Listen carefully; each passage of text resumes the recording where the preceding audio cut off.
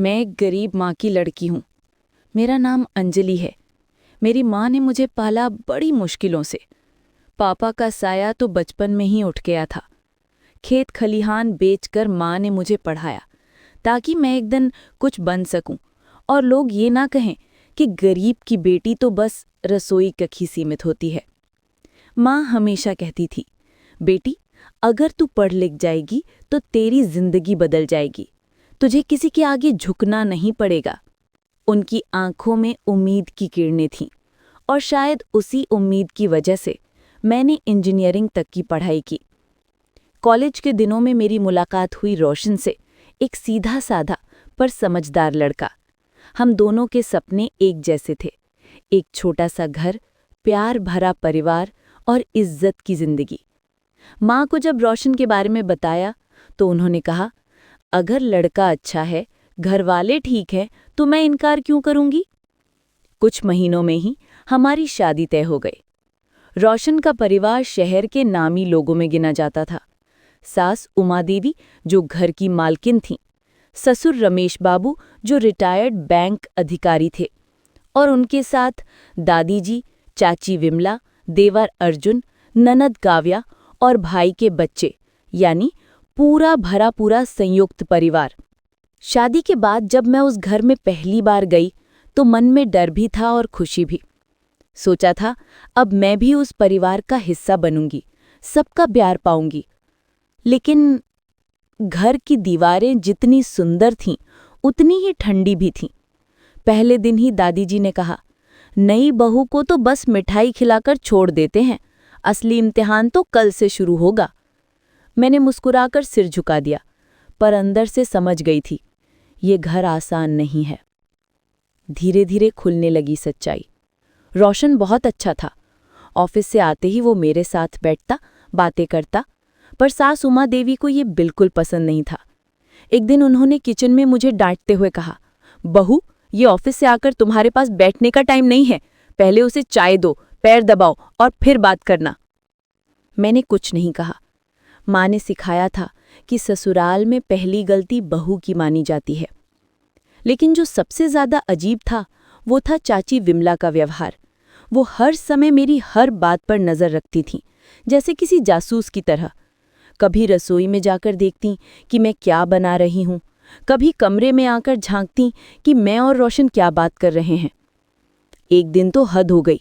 उन्होंने मेरे कपड़ों की अलमारी में झांक कर कहा, बहू, गरीब घर की हो पर कपड़े तो रानी जैसे हैं, कहीं ये तेरे मायके से तो नहीं आए।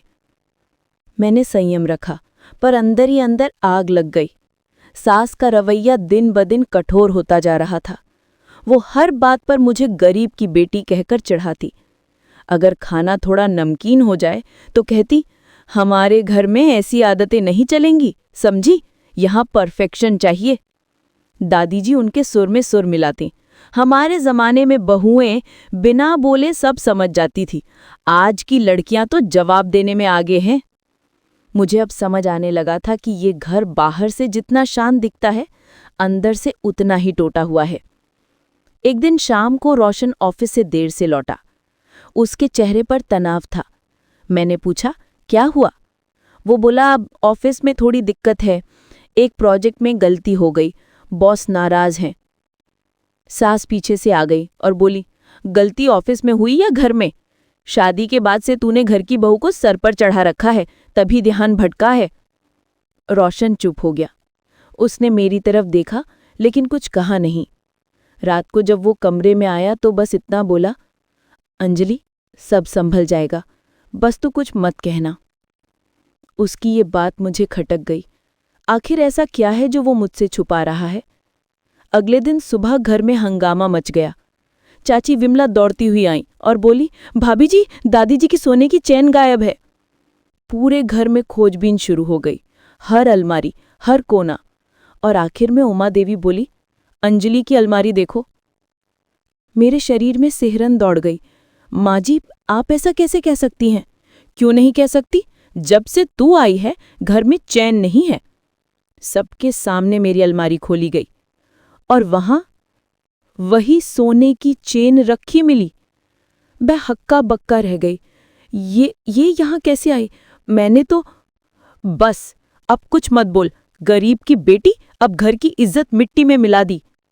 रोशन तब ऑफिस जा चुका था। घर में मैं अकेली थी और सब मुझे चोर समझ रहे थे। दादी जी बोली, हमारे घर में ऐसी बहू नहीं रह सकती। मेरा गला सूख गया, आंखों से आंसू बह निकले।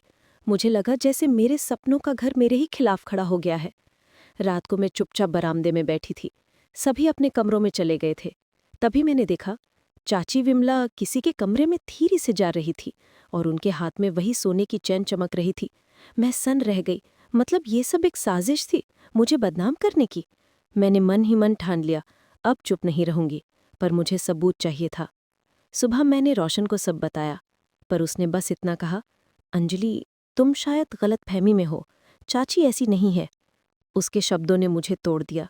वो इंसान जो हमेशा मेरा साथ देता था, अब वही मुझ पर यकीन नहीं कर रहा था। लेकिन मैंने हार नहीं मानी। मैंने अपने फ़ोन में कैमरा ऑन करके कुछ रिकॉर्डिंग करने की ठानी। तीसरे दिन रात को वही सीन दोहराया गया। चाची विमला चुपचाप दादी जी के कमरे में गई, कुछ निकालकर अपनी अलमारी में रखाई। मैंने सब वीडियो में कैद कर लिया। सुबह होते ही मैंने सास उमा देवी को बुलाया और कहा, माँ जी, क्या मैं अब सच दिखा सकती हूँ? वो बोली, अब क्या नया ड्रामा है? मैंने वीडियो दिखाया। पूरा परिवार जुट गया। वो चुप्पी, और फिर चाची विमला का चेहरा पीला पड़ गया। दादी जी ने पूछा, विमला, ये क्या है? वो बोली, मैंने तो बस मजाक किया था। सास उमा देवी झटके से कुर्सी से उठी और बोली, मजाक? हमारे घर की बहू को चोर बनाना मजाक है? वो गुस्से से कांप रही थी और पूरे घर का माहौल बदल गया। उस दिन पहली बार उमा देवी ने मुझे अपने पास बुलाकर कहा, अंजलि, तूने सब्र रखा, यही तेरी जीत है। लेकिन इस घर की सच्चाई अभी पूरी सामने नहीं आई है। मैंने हैरानी से पूछा, क्या मतलब माँ जी? वो बोली, जिस प्रोजेक्ट की वजह से रोशन परेशान है, उसमें भी किसी घरवाले का हाथ है।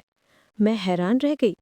घर के अंदर की लड़ाई अभी खत्म नहीं हुई थी, बल्कि अब असली सस्पेंस शुरू हो रहा था। उस रात उमा देवी के शब्द मेरे कानों में गूंज रहे थे। जिस प्रोजेक्ट की वजह से रोशन परेशान है, उसमें भी किसी घरवाले का हाथ है। मैं सन्न रह गई थी। मतलब ये सिर्फ एक घर का झगड़ा नहीं था, बल्कि कुछ ऐसा चल रहा था जो रोशन की जिंदगी और करियर दोनों को तबाह कर सकता था। रात गहरी थी। मैं छत पर बैठी थी। चारों ओर सन्नाटा था। रोशन कमरे में सो चुका था। शायद पूरे दिन की थकान और तनाव ने उसे तोड़ दिया था, पर मैं सो नहीं पा रही थी। दिमाग में सवालों की झड़ी लगी हुई थी। कौन हो सकता है वो घरवाला? क्या चाची विमला के पीछे भी कोई था, या फिर कोई और खेल खेल रहा है? अगली सुबह मैंने ठान लिया कि अब मैं सच्चाई जानकर ही रहूंगी। सुबह का माहौल थोड़ा बदला बदला था। उमा देवी पहले से शांत थी, पर उनके चेहरे पर चिंता साफ झलक रही थी। रोशन जल्दी ऑफिस चला गया था। दादी जी मंदिर में थी। और चाची विमला, वो ऐसे घूम रही थी जैसे कुछ हुआ ही नहीं है। किचन में जब मैं काम कर रही थी, उमा देवी धीरे से मेरे पास आई और बोली, अंजलि, आज से तू सिर्फ खाना नहीं बनाएगी, बल्कि नज़र भी रखेगी।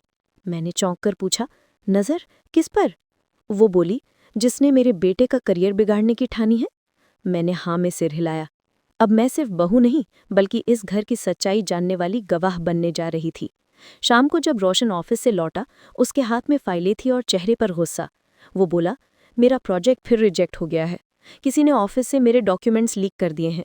मैंने कहा, क्या? लेकिन ऐसा कैसे? वो बोला, किसी अंदर के आदमी ने मेरी रिपोर्ट की कॉपी मेरे विरोधी को भेज दी है।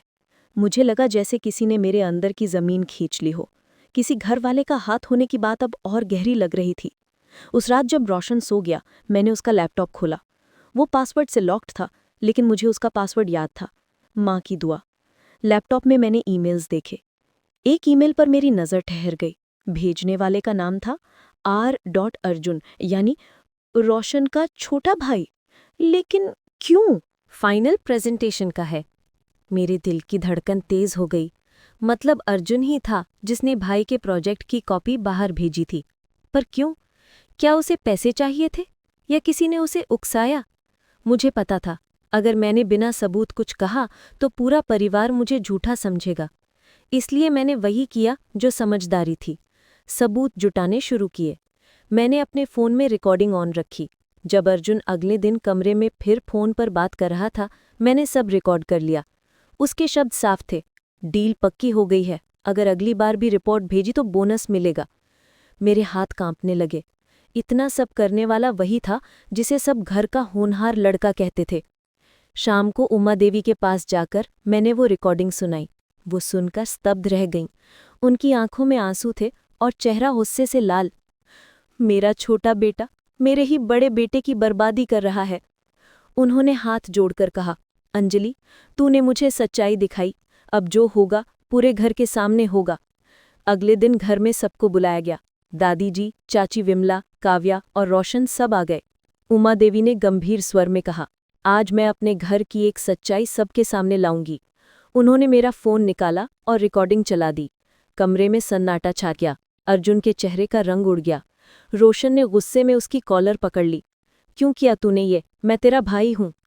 अर्जुन चुप रहा, फिर रोते हुए बोला, भाई, मैं मजबूर था। मुझे पैसों की जरूरत थी। मुझे पता नहीं था कि बात इतनी बढ़ जाएगी।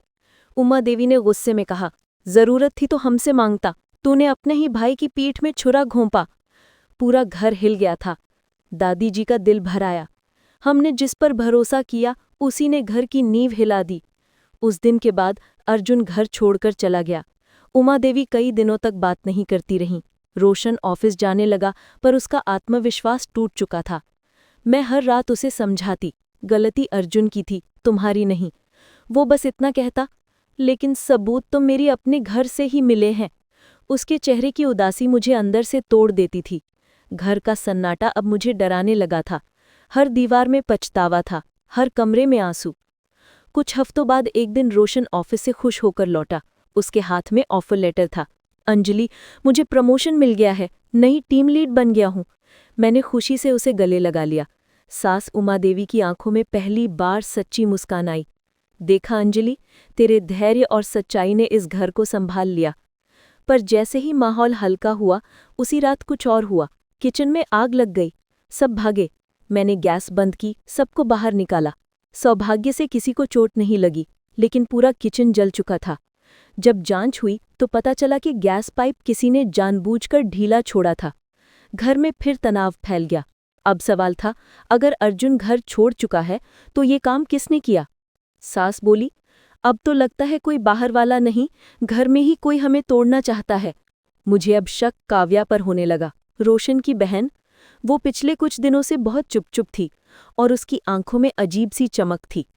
वो अक्सर फोन पर किसी से बात करती थी और जैसे ही मैं आती फोन रख देती। एक दिन मैंने उसका फोन टेबल पर देखा। स्क्रीन पर एक मैसेज आया, काम अधूरा रह गया है, जल्दी करना होगा। मैंने वो मैसेज पढ़ा और स्तब्ध रह गई। मतलब घर का खेल अभी खत्म नहीं हुआ था। कोई और भी है जो इस घर की नींव हिलाना चाहता है। अगले दिन काव्या ने मुझसे कहा, भाभी, आप सबको अपने बस में कर चुकी हैं। पहले चाची, फिर अर्जुन, अब शायद मैं रह गई हूं। उसके शब्दों में नफरत थी। मैंने कहा, काव्या, तुम क्या बोल रही हो? वो बोली, माँ हमेशा तुम्हारी तरफदारी करती हैं। उन्हें भूल गया कि मैं भी उनकी बेटी हूं। उसकी आंखों में आंसू थे, पर उनमें जहर भी था। अब मुझे समझ आया, काव्या किसी के इशारे पर नहीं, अपने ही गुस्से के इशारे पर ये सब कर रही थी। रात को जब सब सो रहे थे, अचानक दादी जी की चीख सुनाई दी। सब दौड़े। दादी फर्श पर गिरी थीं और उनकी ऑक्सीजन मशीन बंद थी। किसी ने बिजली का स्विच ऑफ कर दिया था। रोशन ने तुरंत दादी को अस्पताल पहुंचाया। डॉक्टर ने कहा अगर 5 मिनट और देर हो जाती तो जान भी जा सकती थी। घर में हड़कंप मच गया। उमा देवी टूट गईं। उन्होंने काव्या को देखकर कहा, अगर तूने कुछ किया है तो कसम है मुझे, मुंह मत दिखाना। काव्या चुप रही, लेकिन उसकी आंखें सब कह रही थी। अगले दिन पुलिस आई। किचन की आग और बिजली स्विच की रिपोर्ट आई थी। जांच में पाया गया था कि दोनों बार गैस पाइप और स्विच किसी महिला के फिंगरप्रिंट से छुए गए थे और वो फिंगरप्रिंट्स काव्या के थे। घर में सन्नाटा छा गया। काव्या रोते हुए बोली, मैंने कुछ नहीं किया, किसी ने मेरे कमरे से चीजें उठाई होंगी। पर अब किसी को उस पर भरोसा नहीं था। रोशन बोला, काव्या, अगर तू निर्दोष है तो खुद साबित कर। काव्या को पुलिस अपने साथ ले गई। उमा देवी वहीं सोफे पर गिर पड़ी। मेरे अपने ही बच्चे मेरे घर को नर्क बना रहे हैं। उस शाम में मंदिर गई। भगवान के सामने खड़ी होकर मैंने कहा, हे प्रभु, मैंने सिर्फ इस घर को जोड़ने की कोशिश की, पर हर बार कुछ टूट जाता है। तभी पीछे से उमा देवी आई और बोली, अंजलि, मत डर, तू इस घर की असली शक्ति है, लेकिन अब जो सच्चाई आएगी वो सब कुछ बदल देगी। मैंने पूछा, क्या मतलब माँ जी? वो बोली, काव्या निर्दोष है और जिसने ये सब करवाया है वो इस घर का सबसे बुजुर्ग सदस्य है। मैंने चौंक कर पूछा, कौन? वो बोली, दादी जी। मैं स्तब्ध रह गई। मांझी के मुंह से वो शब्द सुनकर मेरा दिल जैसे रुक गया। काव्या निर्दोष है और जिसने ये सब करवाया है वो दादी जी हैं। मुझे विश्वास ही नहीं हुआ। दादी जी, वही जो रोज पूजा करती हैं, सबको आशीर्वाद देती हैं और घर की रीढ़ मानी जाती हैं। आखिर उन्होंने ऐसा क्यों किया होगा? मैंने कांपती आवाज में पूछा, माँ जी आप क्या कह रही हैं? वो बोली, सच्चाई सुनने की हिम्मत है तुझमें? मैंने कहा, हाँ। वो बोली, तो आज सुन ले। इस घर की जड़ें जिस जमीन पर खड़ी हैं वो सच्चाई के बजाय झूठ और अहंकार पर बनी हैं। उमा देवी ने धीरे धीरे सच्चाई बतानी शुरू की। जब मैं इस घर में आई थी तब दादी जी पूरे घर की मालकिन थी। उनके 3 बेटे थे, रमेश, तेरे ससुर, महेश और रघुनाथ। पर घर की सारी जमीन, संपत्ति और कारोबार सिर्फ रमेश के नाम कर दिए गए। महेश और रघुनाथ खाली हाथ रह गए। उस दिन से ही घर की नींव में जहर घुल गया था। मैं चुपचाप सुनती रही। महेश का परिवार धीरे धीरे इस घर से अलग हो गया, पर रघुनाथ नहीं गया। वो यहीं रह गया, दादी के आदेश पर, और तब से वो इस घर की दीवारों में छिपा दर्द बन गया। उसके बच्चे बड़े हुए पर कभी इज्जत नहीं मिली। मैंने पूछा, तो इसका संबंध अभी के हादसों से कैसे है? उमा देवी बोली, रघुनाथ की मौत के बाद उसकी बीवी विमला चाची और उसकी बेटी काव्या दोनों अंदर ही अंदर इस घर से नफरत करने लगीं। दादी ने कभी उन्हें बराबरी का दर्जा नहीं दिया, इसलिए विमला ने शुरुआत में तुझे फंसाने की कोशिश की, लेकिन जब तूने सच्चाई दिखाई तो उसे भी पछतावा हुआ। मैंने कहा, तो फिर दादी ने ऐसा क्यों किया? वो बोली, क्योंकि उन्हें डर था कि अगर घर में सच्चाई सामने आ गई तो पुराना पाप सबके सामने खुल जाएगा। मैं चुपचाप रही। दिमाग में सिर्फ एक ही सवाल था, क्या सच में दादी जी ने ये सब खुद करवाया ताकि कोई पुराना राज न खुले? उसी वक्त दरवाजे पर किसी के कदमों की आहट आई। हम दोनों ने पीछे देखा। दादी जी खड़ी थी। उनके चेहरे पर कोई डर नहीं था, बल्कि अजीब सी ठंडक थी। वो बोली, अब बात मुझ तक पहुंच ही गई है तो क्यों ना मैं ही खुद सब बता दूं? दादी जी ने अपनी लाठी रख दी और धीरे धीरे कुर्सी पर बैठी। हाँ, मैंने ही वो सब करवाया जो घर में हुआ। आग लगवाना, गैस पाइप ढीला करवाना, यहाँ तक कि अर्जुन को भी बहकाना। हम दोनों हैरान रह गए। There is another form, the इ प इन द कंटेक्स्ट। मैंने ये सब अपने लिए नहीं, इस घर की इज्जत बचाने के लिए किया। मैंने कांपती आवाज में पूछा, कौन सी इज्जत दादी? आपने तो अपने परिवार को तोड़ दिया। वो बोली, अगर ये सच्चाई बाहर जाती कि ये घर बेईमानी और के पैसों से बना है तो सब खत्म हो जाता। मैंने कहा, बेईमानी? दादी की आंखों में आंसू आ गए। तेरे ससुर रमेश ने जब बैंक में नौकरी की थी तब उन्होंने गलत तरीके से बहुत पैसा लिया था। उसी पैसे से एक घर बना, ये जमीन खरीदी गई। जब मुझे पता चला तब तक देर हो चुकी थी। मैंने सोचा अगर ये बात बाहर गई तो हमारा परिवार तबाह हो जाएगा। उमा देवी के चेहरे से खून उतर गया। आपका मतलब ये सब सच है? दादी बोली, हाँ, और जब मुझे लगा कि रोशन के प्रोजेक्ट की रिपोर्ट में भी वही गड़बड़ी का डेटा है जो उस पुराने घोटाले से जुड़ा था, तब मैंने डर के मारे अर्जुन को उकसाया कि वो रिपोर्ट बाहर भेज दे ताकि प्रोजेक्ट रुक जाए और वो राज कभी सामने ना आए। कमरा एकदम शांत हो गया। मैं निशब्द थी। जिस घर को मैंने अपना मंदिर माना था वो अब झूठ और अपराध की बुनियाद पर खड़ा था। रोशन घर आया। माँ ने सब कुछ उसे बताया। वो कुछ देर तक चुप रहा, फिर बोला, माँ, मैं इस घर को अब बचाना नहीं चाहता। मैं इसे सही बनाना चाहता हूँ। अगर पापा ने गलती की थी तो हमें उसकी सज़ा भुगतनी चाहिए, ना कि उसे छुपाना। दादी जी चीख उठीं। नहीं रोशन, अगर तूने ऐसा किया तो सब खत्म हो जाएगा।